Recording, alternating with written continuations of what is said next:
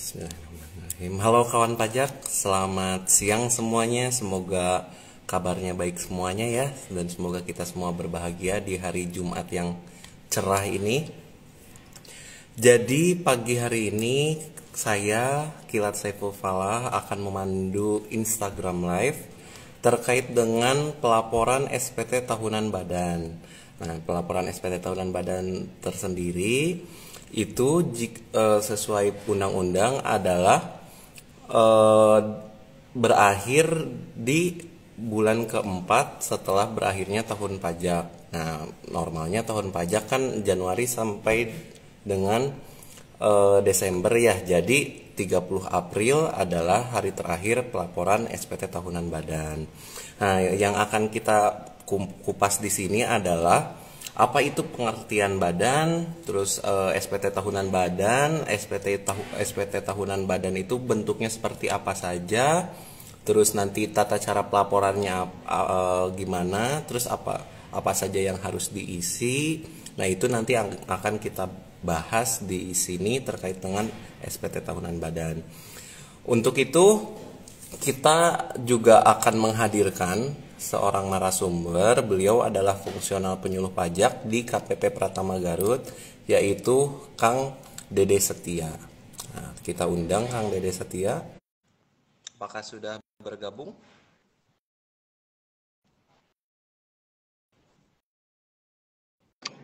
Nah, sudah bergabung. Sudah bergabung Pak Kirat. Iya. Suara saya jelas Kang Dede ya? Jelas Kang Kirat. Gimana? Apa kabar Kang Kirat? Alhamdulillah sehat. Kang Dede gimana? Sehat juga? Alhamdulillah. Jadi Kang, tema kita pada siang ini adalah SPT tahunan badan. Kebetulan kan sekarang sudah tanggal 26 April. Nah, di 30 April ini adalah batas akhir pelaporan SPT tahunan badan. Gimana Kang Dede, udah siap menjawab pertanyaan-pertanyaan? Oh, siap.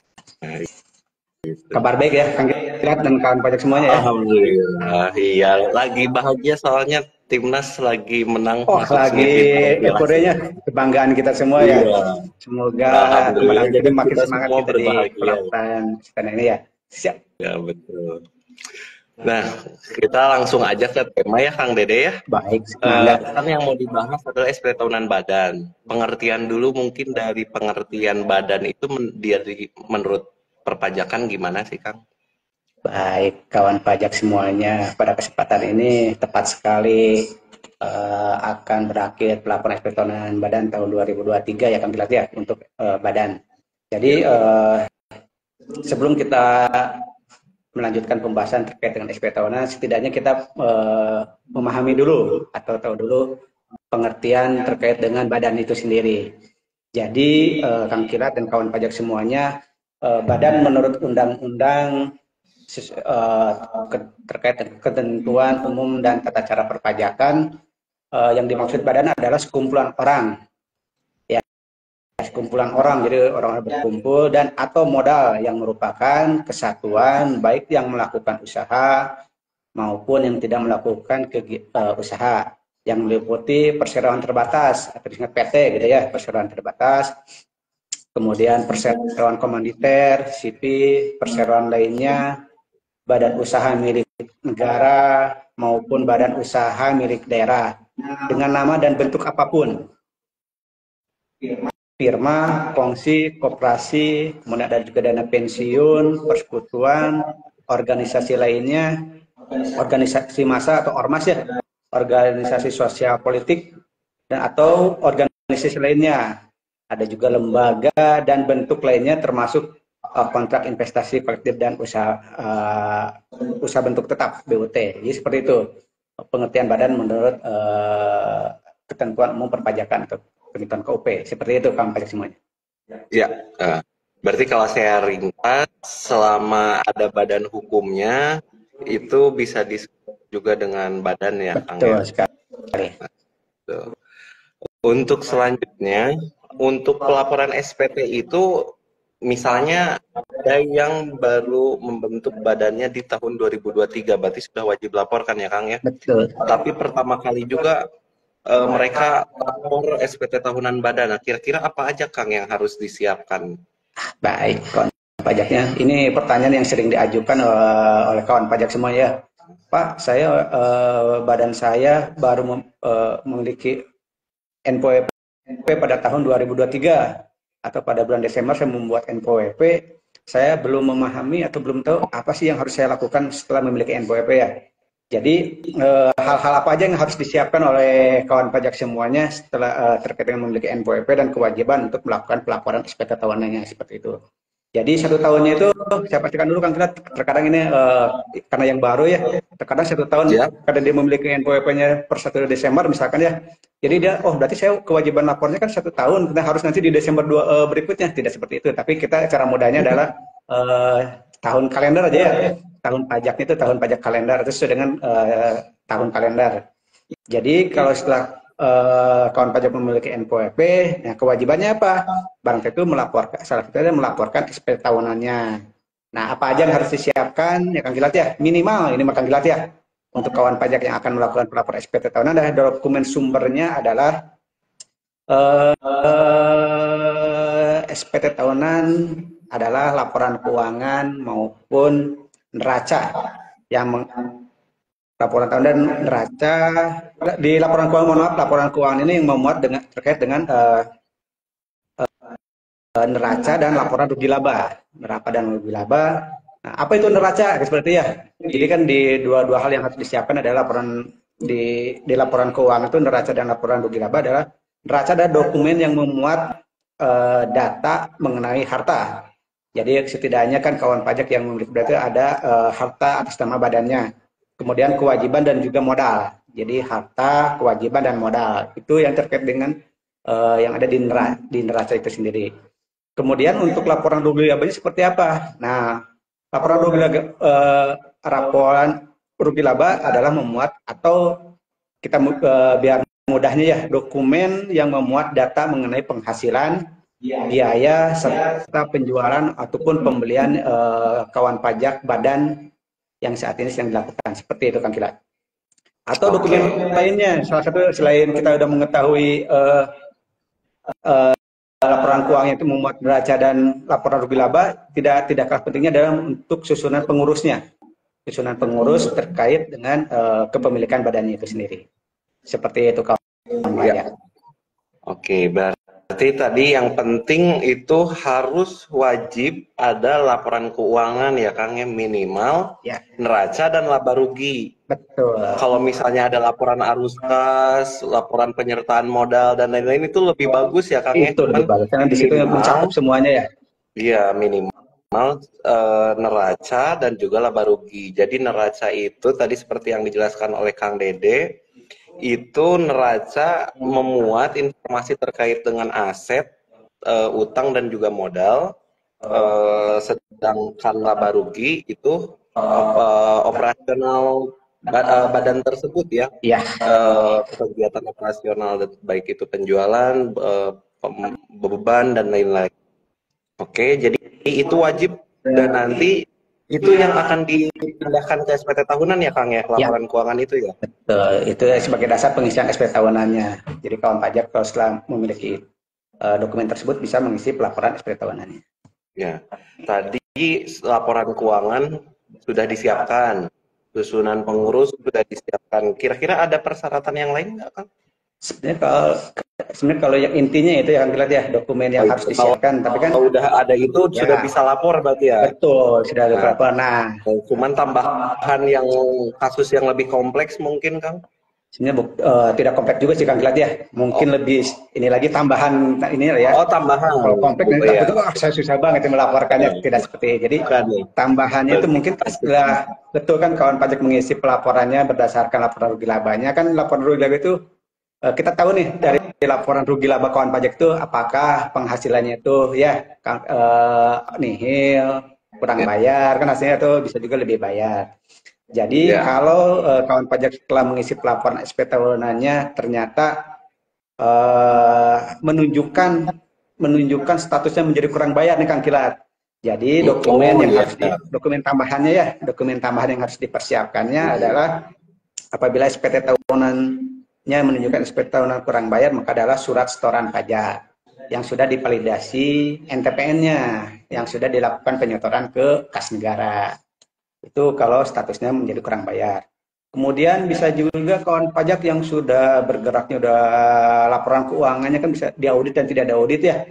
Apabila laporan keuangannya sudah melakukan atau sudah diaudit, laporan keuangannya diaudit, maka lampirkan juga laporan keuangan yang telah diaudit oleh akuntan publiknya. Yang di laporan keuangan wajib pajak itu telah diaudit oleh akuntan pajak. Ya, jadi akuntan publik bila badannya mempunyai kewajiban untuk diaudit seperti itu. Kemudian bisa juga terkait dengan apabila di laporan keuangan kawan pajak itu mencantumkan biaya-biaya, salah satunya mungkin bisa jadi biaya promosi seperti itu ya, maka nanti juga kawan pajak harus membuat daftar nominatif biaya produksi dan biaya-biaya lainnya, produksi, biaya entertain, apabila badan mencantumkan pengeluaran biaya produksi. Selanjutnya juga ini ada juga terkait dengan laporan dan surat atas sisa anggaran. Ini biasanya kawan pajak yang bergerak di bidang nirlaba, badan atau lembaga nirlaba untuk pembangunan sarana dan prasarana pendidikan. Mungkin yayasan bergerak di bidang pendidikan ya, seperti itu yang mudahnya Kang Tibet ya. Atau pengembangan apabila badan tersebut bergerak di bidang pendidikan atau penelitian dan pengembangan.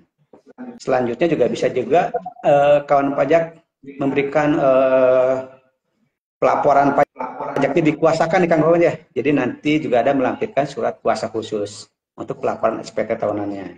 Kemudian, nah ini juga kawan pajak juga nanti apabila kawan pajak yang tarifnya menggunakan tarif PPh UMKM ya, PPh final, maka nanti melampirkan perhitungan peredaran brutonya. Ya, jadi perhitungan peredaran bruto dan pembayaran PPh final PP23-nya tahun 2018 sebagaimana telah diubah dengan PP 55 tahun 2022 bagi wajib pajak badan yang memenuhi syarat untuk melaksanakan kewajiban PPh final tersebut. Kemudian bisa juga kalau kawan pajak melakukan, ini mungkin ada beberapa aja ya, dokumen penentuan harga transfer dalam hal wajib pajak melakukan transaksi dengan para pihak yang mempunyai hubungan istimewa. Jika memiliki hubungan istimewa, ada dokumen penentuan harga transfernya. Kemudian juga terakhir bisa jadi laporan perhitungan besarnya perbandingan utang dan modal. Apabila wajib pajak memiliki hutang dan pengurang biaya dalam perhitungan penghasilan kena pajaknya, seperti itu. Oke, berarti ada beberapa poin yang tadi disampaikan sama Kang Dede ya. Mungkin bisa saya simpulkan, koreksi kalau saya salah ya Kang ya. Yang sebelumnya dibahas terkait dengan laporan keuangan dan pengurus itu, pasti semua badan itu menyiapkan gitu ya, harus wajib. Sedangkan yang ada 9 poin yang barusan disebutkan, itu jika memenuhi kondisi tertentu menjadi wajib untuk disiapkan gitu ya Kang ya. Kalau tidak memenuhi tidak perlu disiapkan gitu mungkin ya. Iya, kalau emang tidak ada kayak tadi ya statusnya cuman ini kan berarti kan bukti penyetoran juga tidak diperlukan ya, karena kan tidak ada yang disetorkan ke kas negara seperti itu. Intinya kalau yang di SP tahunannya tidak dokumen-dokumen yang tidak diperlukan ya tidak perlu dilampirkan, kecuali yang wajib tadi di laporan keuangannya baik neraca maupun laporan lebih labanya seperti itu. Oke, terima kasih Kang Dede penjelasan yang ini.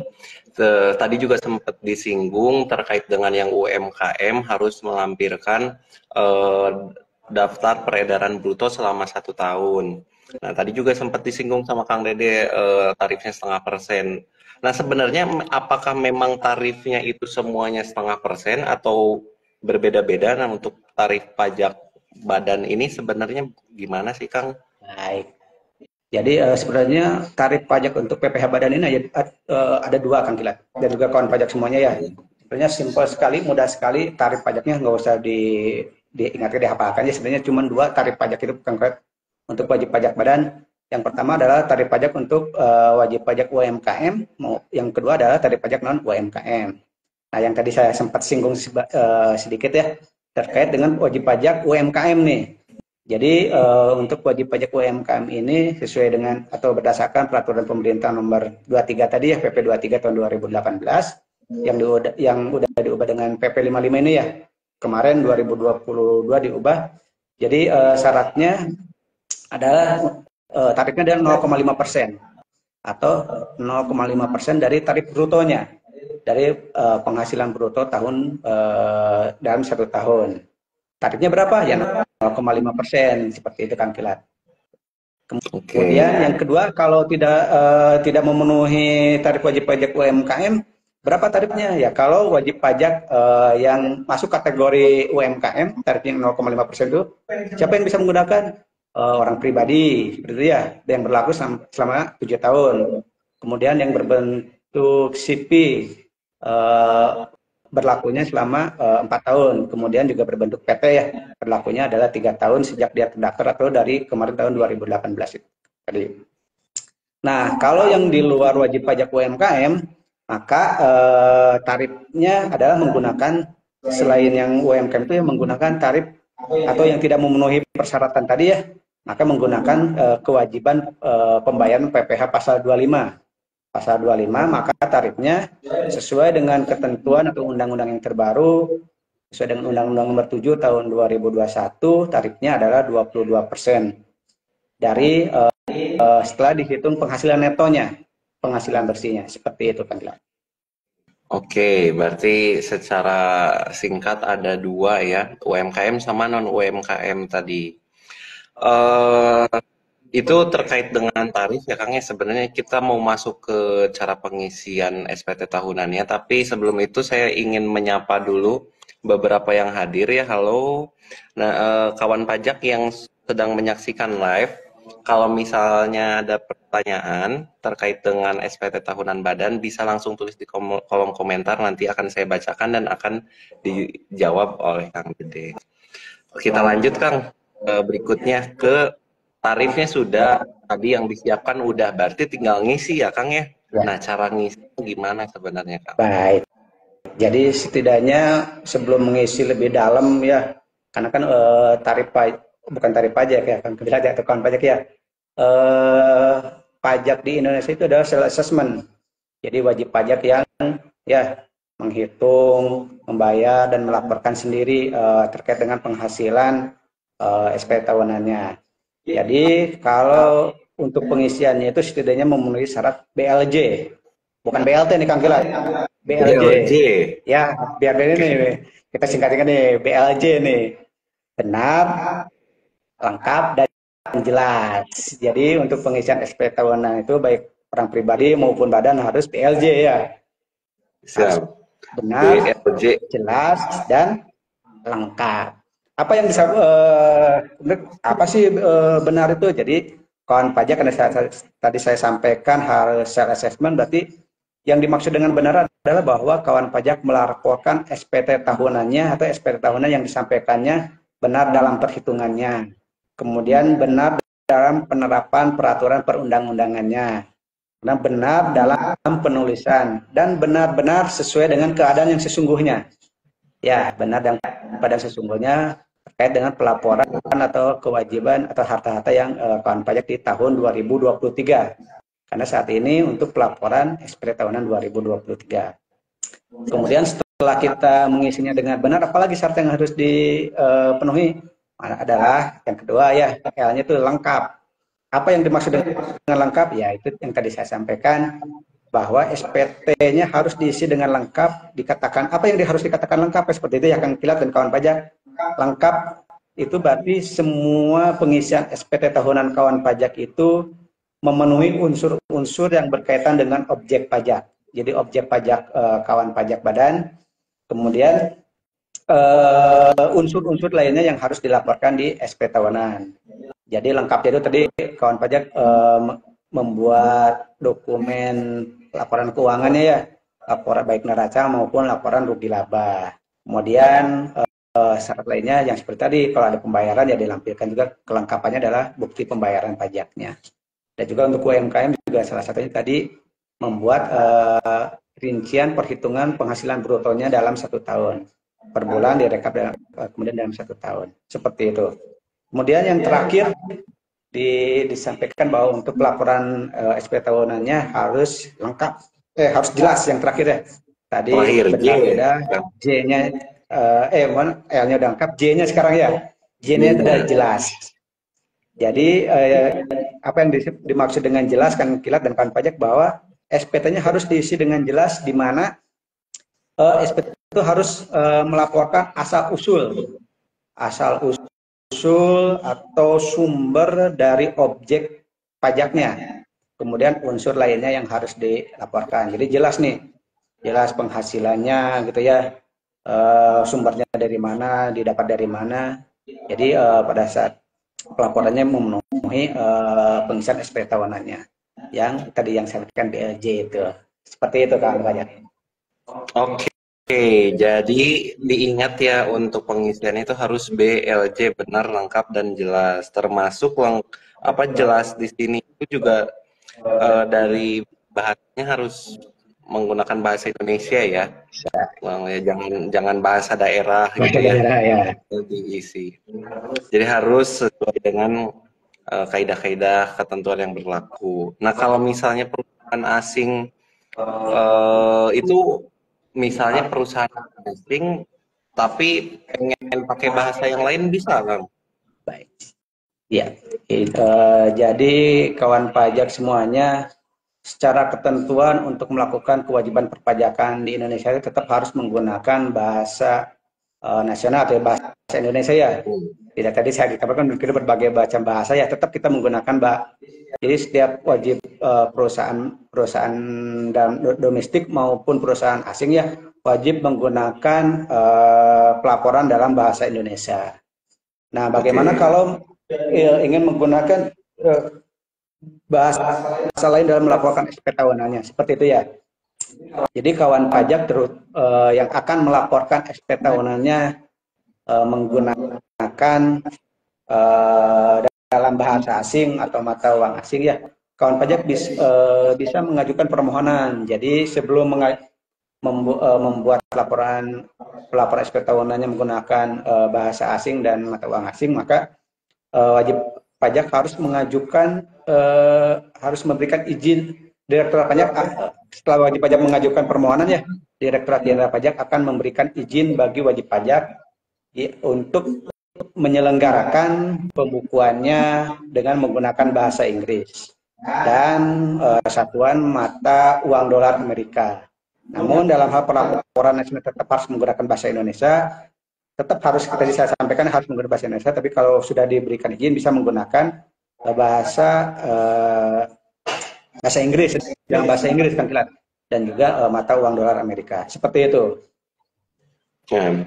Berarti boleh, tapi harus mendapatkan izin. Berarti harus mengajukan permohonan gitu ya, Kang ya. Dan kalau disetujui baru boleh. Kalau misalnya ngajuin permohonan belum disetujui, berarti belum bisa ya? Ya, jadi selama belum disetujui berarti menggunakan bahasa Indonesia terlebih dahulu. Indonesia. Oke, berarti bisa. Nah, udahlah sekarang mah. Lapornya udah tahu harus apa aja, yang disiapkan sudah tahu. Sekarang tinggal mau mulai lapor nih, Kang. Perlu ke kantor pajak nggak? Kalau dibilang perlu ya kita lihat dulu situasionalnya. Tapi kan secara ketentuan kan pelaporan itu ada dua nih. Kalau kawan pajak sudah bisa melakukan, sekarang ada sarananya ya, ada dua sarana pelaporan pajak ya. Sarana pelaporan pajaknya itu seperti apa? Bisa melalui manual atau secara daring atau online. Jadi kalau kawan pajak sudah bisa melaporkan pelaporan pajaknya secara online, sebenarnya tidak perlu lagi ke kantor pajak, Kang Kilat.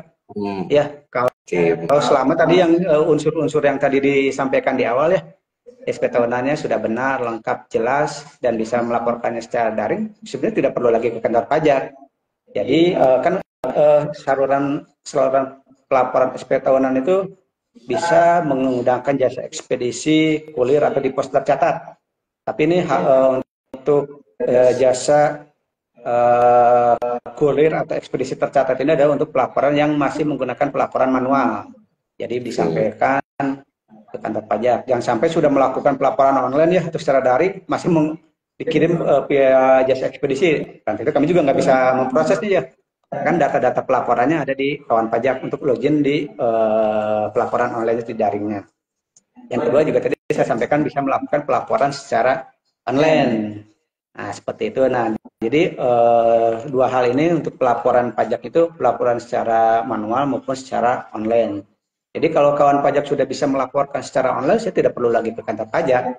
Kan seperti itu ya, biar memudahkan kawan pajak, hemat waktu, hemat tenaga, hemat biaya juga. Jadi kan bisa melaporkan secara daring atau secara online. Nah, untuk pelaporan secara online itu kemana Kak? Seperti itu.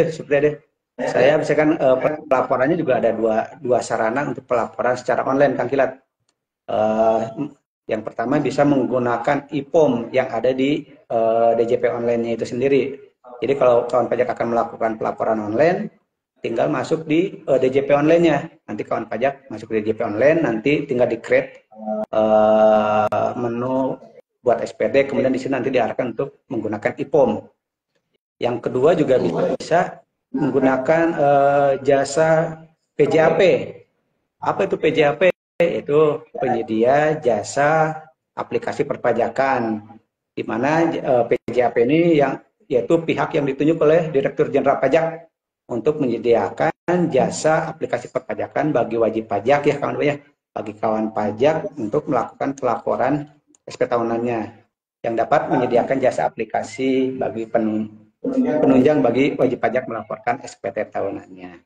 Jadi dua sarana itu yang bisa dilakukan kawan pajak melaporkan SPT tahunannya melalui manual maupun online. Jadi apakah perlu ke kantor pajak? Ya kita lihat situasi warnanya nih. Tapi kalau secara ketentuan nggak mesti harus ke kantor pajak. Kalau bisa melaporkan oleh ya nggak usah datang ke kantor pajak. Terkecuali nih kawan pajak nih masih bingung, masih memerlukan konsultasi, silahkan datang ke kantor pajak, baik yang pelaporan manual maupun pelaporan online-nya masih terkendala atau mau belajar karena baru melakukan pelaporan SPT tahunan pertama kali, silahkan datang ke kantor pelayanan pajak terdaftar kawan pajak semuanya. Seperti itu. Oke. Jadi terkait dengan cara pelaporannya ini bisa saya simpulkan bisa ada dua, menggunakan kertas atau manual ya. Jadi SPT tahunan berbentuk kertas atau online gitu ya Kang ya. Nah, yang menggunakan kertas itu bisa langsung datang ke kantor pajak, bisa juga dikirim melalui pos ekspedisi gitu ya Kang ya, betul ya.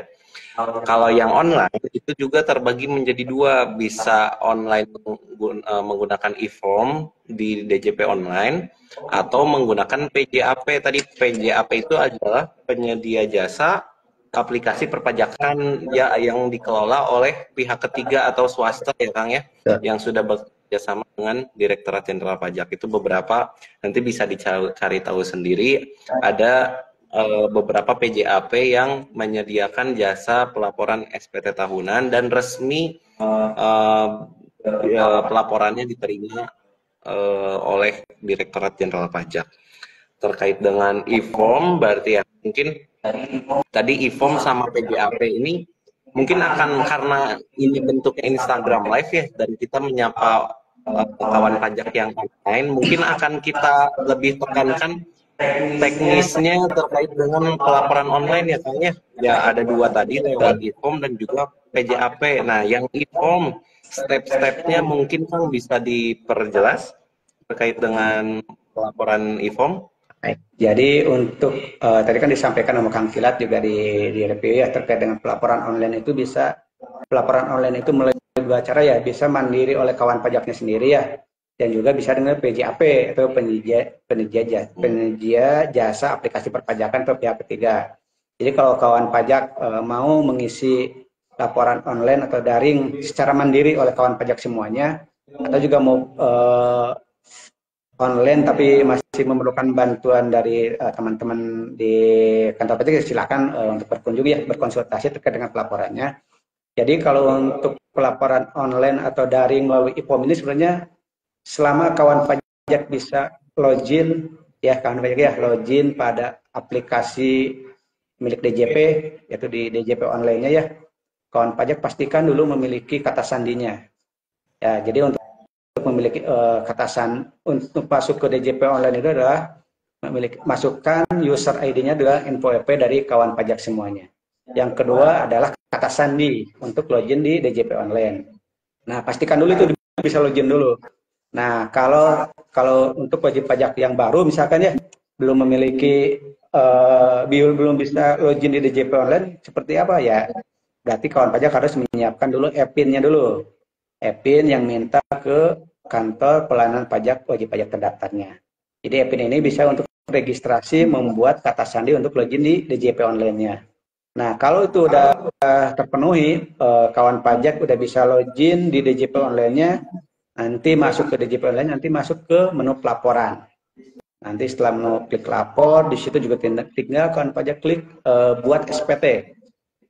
Nah, pada saat udah masuk di DJP online-nya, setelah buat SPT, seperti biasa masukkan tahun laporan kawan pajak, seperti ya. Kemudian adalah unduh untuk aplikasi IPOM-nya menggunakan Adobe Reader, seperti itu, Kang. Setelah mengunduh aplikasi Adobe Reader-nya, kawan pajak nanti akan berisikan unduhan dari IPOM-nya di DJP online. IPOM-nya itu akan terunduh di DJP online-nya berbentuk unduhan PDF-nya. Ya, setelah itu buka file IPOM menggunakan Adobe Reader-nya. Karena kan tadi udah diunduh ya. Di DJP online udah disiapkan, tinggal diklik aja diunduh Adobe Reader-nya, kemudian nanti IPOM-nya. Setelah diisi file PDF-nya, garis besarnya akan lihat ya. Nanti setelah itu adalah isi SPT-nya. Isi SPT-nya yang tadi yang kawan pajak kan udah menyiapkan dokumen-dokumennya ya. Udah menyiapkan dokumennya, laporan keuangannya, baik neraca maupun laporan rugi labanya. Kemudian bukti pembayaran kalau ada udah disiapkan, dokumen-dokumen terkait dengan pelaporannya isi sesuai dengan dokumen sumber laporan keuangan dari kawan pajak semuanya. Setelah itu, SPT-nya terisi melalui IPOM, kemudian jangan lupa kawan pajak ini hal yang perlu siapkan dulu, nanti kan harus ada unduhan ya. Nanti laporan keuangan kawan pajak, baik neraca maupun laporan rugi labanya adalah di-scan terlebih dahulu. Karena nanti di langkah akhir, sebelum kawan melakukan pengiriman SPT tahunan akan diminta untuk melakukan impor atau data PDF-nya ya, yang untuk laporan keuangan yang udah scan tadi. Setelah itu juga isi sebelum melakukan klik kirim, isi kode verifikasinya. Di mana kode verifikasi ininya sebenarnya pada saat kawan pajak unduh file PDF-nya itu ya, sebenarnya kode tokennya itu atau kode verifikasinya itu udah dikirim ke alamat email dari kawan pajak semuanya. Jadi selain IPOM-nya sendiri ya, IPOM-nya terunduh, kawan pajak juga akan nanti diberikan kode verifikasinya yang dikirimkan via email, Kang Kilat. Jadi nanti sebelum mengisi klik submit, buka dulu inbox atau kontak masuk ya di email yang didaftarkan di SPT tahunannya, dibuka dulu emailnya, nanti diisikan kode verifikasinya. Dibuka kode verifikasinya, setelah itu baru isikan di IPOM dari kawan pajaknya. Setelah itu baru klik submit atau klik kirim. Seperti itu Kang Kilat. Jadi untuk pelaporan secara mandiri.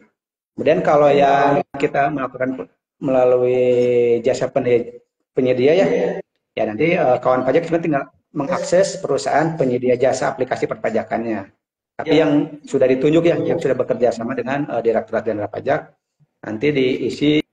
Kemudian mohon maaf sebelumnya daftar dulu, sama lah intinya, daftar dulu, isi dan ikuti petunjuk sesuai dengan ASP masing-masing. Tapi kalau untuk PJAP ini kalau kawan pajak berbayar ya, jadi kan nanti kawan pajak ada berbayar secara berbayar. Tapi kalau kawan pajak mau secara mandiri, ini adalah aplikasi yang disediakan DJP secara gratis. Kalau ada kendala, kesulitan, silakan untuk berkonsultasi ke kantor pelayanan pajak terdaftar di kawan pajak semuanya. Untuk tata cara pelaporannya juga sebenarnya kalau kawan pajak aduh gimana cara lapornya? Jangan khawatir. Sebenarnya kalau pajak sekarang udah zaman daring ya, tinggal dicari aja di pencarian pelaporan SPT tahunan badan. Kalau mau yang resminya silahkan masuk ke YouTube-nya Dirjen Pajak atau di portalnya Dirjen Pajak di pajak.go.id. Nanti di situ cari pelaporan SPT tahunan. Nanti tutorial-tutorial terkait pelaporan SPT tahunan kawan pajak tersedia di situ. Ikuti aja langkah-langkahnya. Insya Allah memudahkan kawan pajak semuanya. Seperti itu kawan pajak dan kakang kilat. Sangat lengkap sekali penjelasan pelaporan online-nya ya dari Kang Dede tadi step by step-nya. Nah, kalau misalnya tadi ada kesulitan dari penjelasannya bisa cari tutorialnya juga ya Kang ya di YouTube-nya Ditjen Pajak RI atau juga bisa masuk ke portal webnya Direktorat Jenderal Pajak di pajak.go.id. Di situ banyak juga video tutorial dan beberapa pertanyaan terkait kesulitan-kesulitan yang biasanya kita alami jika melakukan pelaporan SPT tahunan badan. Berarti itu pelaporan SPT tahunan badan yang tadi akan berakhir ya Kang ya di 30 April ini ya. Berarti batas akhirnya itu 30 April ya Kang ya. Ya. Nah, kalau misalnya kelewat dari 30 April gimana Kang? Ya, mudah-mudahan mah tidak terlewat kan Kilat ya. Masih ada waktu nih. Masih ada waktu ya. Betul ya. Masih ada waktu 30 April. Terima kasih Kang Kilat sudah mengingatkan kawan pajaknya nih. 30 April nih batas akhirnya. Tapi kan yang namanya kita ya terkadang sakit, masih ada waktu nih sehari lagi, 2 hari lagi. Tiba-tiba udah 30 April gitu ya. Ternyata pada saat melaporan datanya belum siap, belum tersedia.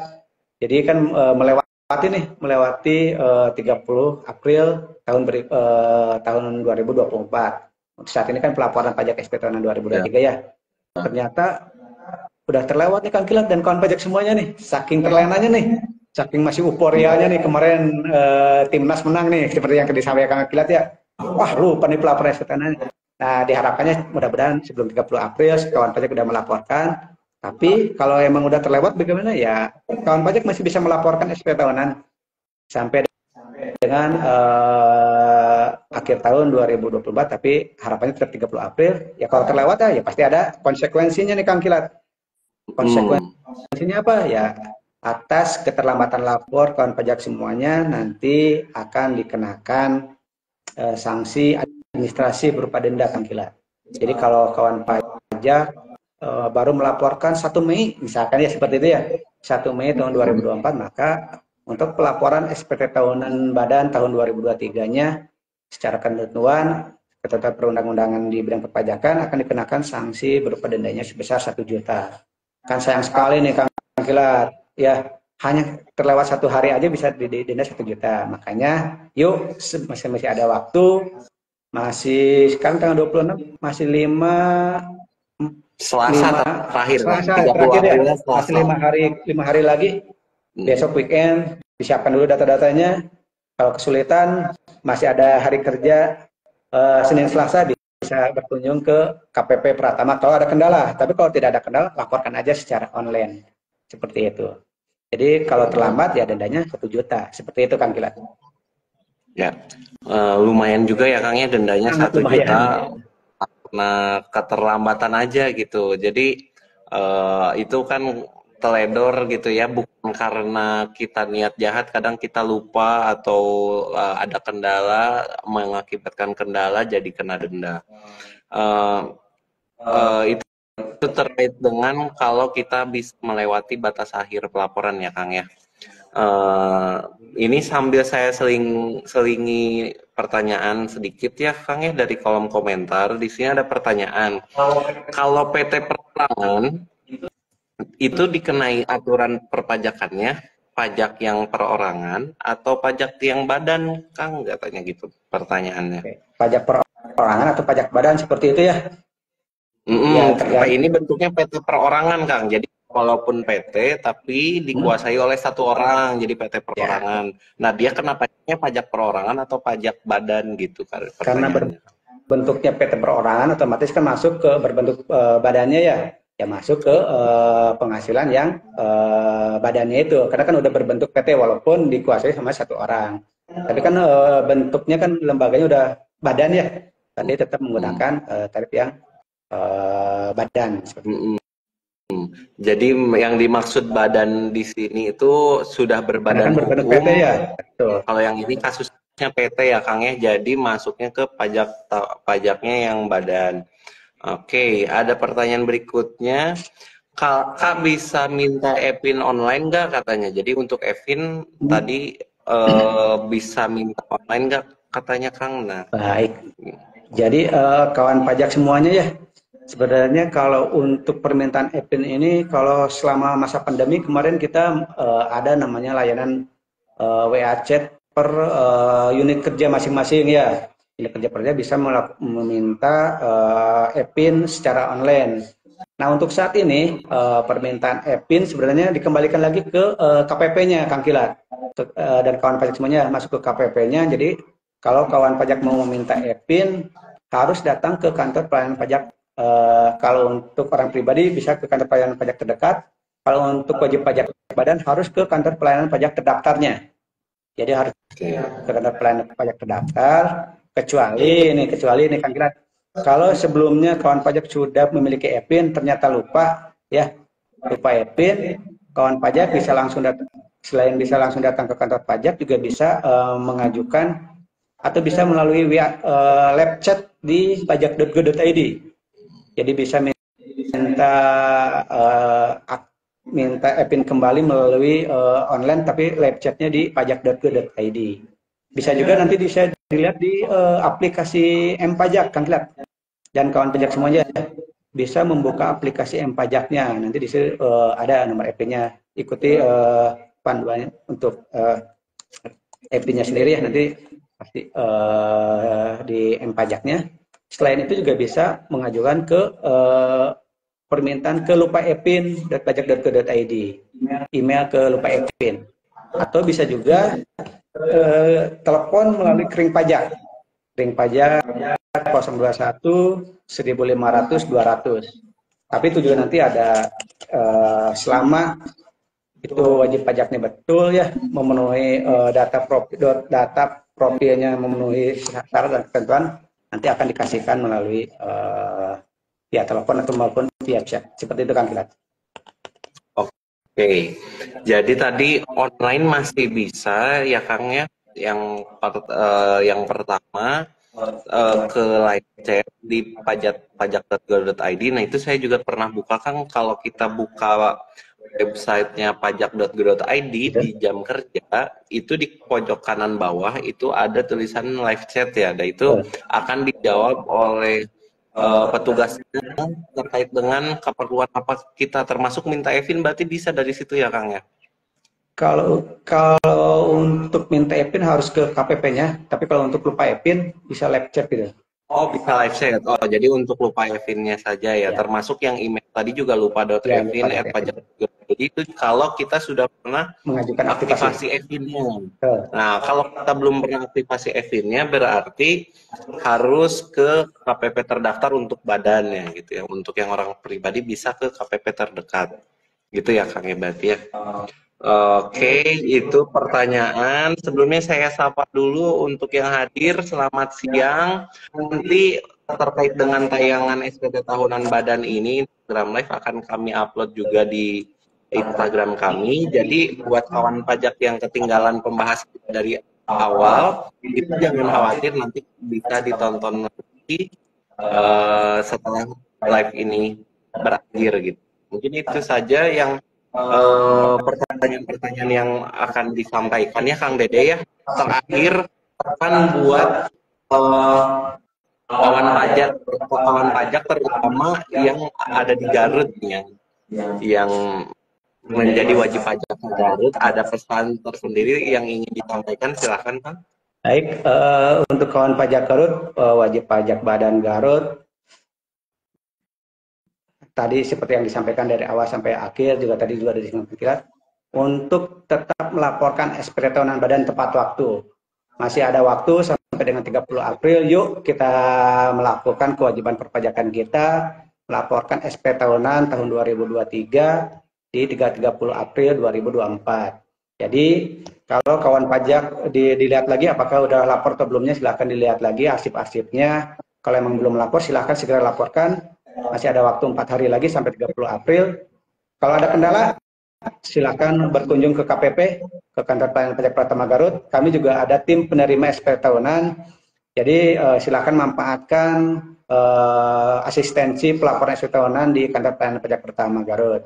Kalau ada kendala, ada masalah, ada trouble di aplikasinya, silakan untuk datang di Kantor Pelayanan Pajak Garut sehingga dapat ditindaklanjuti dan kawan pajak bisa melaporkan SP tahunan tepat waktu di 30 April tahun 2024. Yang terakhir, kawan pajak saya mengingatkan lagi bahwa di setiap pelayanan Kantor Pelayanan Pajak Pratama Garut tidak dipungut biaya ya. Jika kawan pajak Garut yang ada datang berkunjung ke TPT, ke tempat pelayanan padu ataupun sekarang pelapor SP tahunan ke Helpdesk, semua pelayanannya tidak dipungut biaya kecuali bayar pajaknya gitu ya. Kalau pelayanannya sih tidak dipungut biaya. Apapun yang kawan pajak konsultasikan semuanya gratis atau tidak dipungut biaya. Itu Kak yang dapat saya sampaikan, juga kawan pajak Garut yang dapat saya sampaikan. Mohon maaf apabila ada kesalahan atau kekeliruan dalam penyampaian materi pada kesempatan ini. Terima kasih. Oke, terima kasih juga Kang Dede ya sudah hadir pada kesempatan siang hari ini menjawab banyak sekali pertanyaan terkait dengan SPT tahunan badan. Kalau misalnya masih ada kesulitan, kawan pajak bisa datang ke KPP terdekat ya terkait dengan pelaporan SPT tahunan badan. Yang lagi di Garut bisa ke KPP Pratama Garut karena kami menyediakan petugas khusus untuk penerimaan SPT tahunan badan. Jadi nanti kawan pajak akan langsung dilayani terkait dengan SPT tahunan badan tersebut. Mungkin itu saja Kang Dede, terima kasih sudah hadir. Ya, semoga sehat selalu dan selamat menunaikan pekerjaan lanjutannya setelah live IG ini ya Kang Dede. Dan juga sehat-sehat semuanya ya. Iya, karena hari Jumat, selamat berakhir pekan juga buat Kang Dede dan juga kawan pajak semuanya. Untuk live Instagram kali ini akan saya tutup. Terima kasih atas perhatian kawan pajak semua dan juga yang sudah hadir. Terima kasih. Beberapa tadi juga yang sudah bertanya juga terima kasih dan sudah dijawab oleh narasumber kami Kang Dede. Mohon maaf apabila dari saya selaku pemandu program live ini ada salah-salah kata. Terima kasih. Wassalamualaikum warahmatullahi wabarakatuh. Waalaikumsalam. Mohon maaf. Terima kasih ya.